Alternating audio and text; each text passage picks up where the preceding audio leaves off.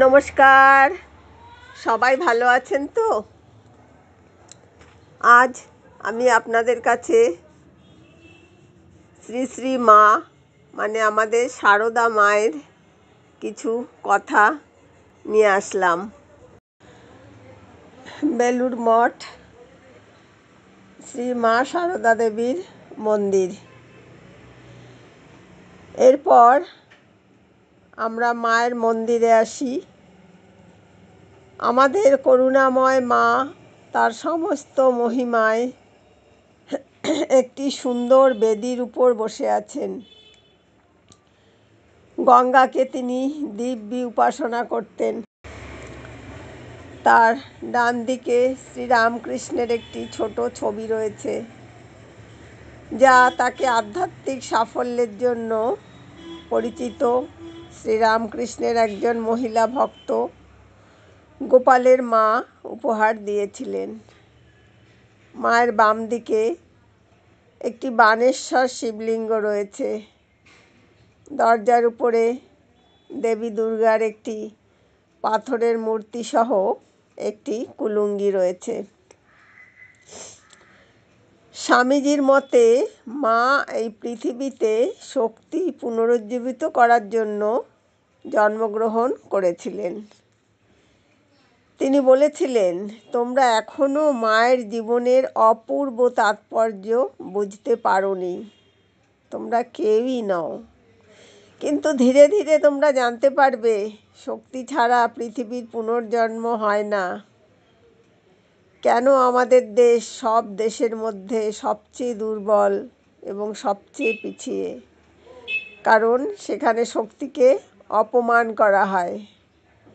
ভারতে সেই বিস্ময়কর শক্তিকে পুনরুজ্জীবিত করার জন্য মা অংশগ্রহণ করেছেন এবং তাকে কেন্দ্র করে আবারও গার্গী এবং মৈত্রেয়ীরা পৃথিবীতে জন্মগ্রহণ করবেন। প্রিয় ভাই, তুমি এখন খুব কমই বোঝো, কিন্তু ধীরে ধীরে তুমি সব কিছু জানতে পারবে। মায়ের মন্দির সেই স্থানে অবস্থিত যেখানে তার নশ্বর দেহাবশেষ অগ্নিতে নিক্ষেপ করা হয়েছিল। তাই জায়গাটি একটি শক্তিপীঠ, ঐশ্বরিক মায়ের আবাসস্থল। মায়ের মৃত্যুর পর চিতা স্থাপনের জন্য অনেক জায়গার পরামর্শ দেওয়া হয়েছিল। স্বামী শিবানন্দ বর্তমান স্থানটি বেছে নিয়েছিলেন এবং বলেছিলেন মা গঙ্গার দিকে মুখ করে বসে থাকবেন এবং সমগ্র মানব জাতির উপর চিরস্থায়ী শান্তি বর্ষণ করবেন। শ্রীরামকৃষ্ণের শিষ্য স্বামী তুরীয়ানন্দ মনে করেছিলেন যে গঙ্গার দিকে মুখ করে মন্দিরটি তৈরি করা হলে এটি মহিমান্বিত দেখাবে। মন্দিরটি সেই অনুযায়ী নির্মিত হয়েছিল। বেলুড় মঠের সমস্ত মন্দিরের মধ্যে কেবল মা গঙ্গার দিকে মুখ করে আছেন। দ্য গসপেল অফ শ্রীরামকৃষ্ণ বইয়ের লেখক মহেন্দ্রনাথ গুপ্ত এক অনন্য ঘটনা লিপিবদ্ধ করেছেন। যখন তিনি মায়ের মৃত্যুশোক কাটিয়ে উঠতে পারেননি, তখন তিনি একটি স্পষ্ট স্বপ্ন দেখেছিলেন, যা তিনি তার নিজের ভাষায় বর্ণনা করেছেন। অন্য একদিন মা স্বপ্নে আমার কাছে আবির্ভূত হয়েছিলেন।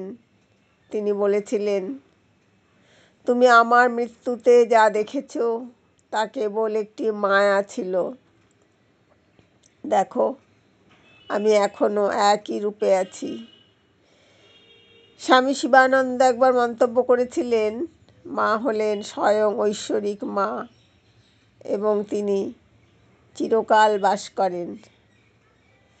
এই মন্দিরের ভিত্তিপ্রস্তর স্থাপন করা হয়েছিল 1920 সালের 31শে ডিসেম্বর, মায়ের জন্মদিনে, যে বছর তিনি মারা যান।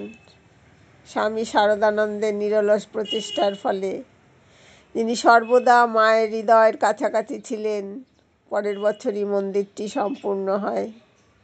তিনি 1921 সালের 21 ডিসেম্বর মায়ের 68তম জন্মদিনে মন্দিরটি উৎসর্গ করেন।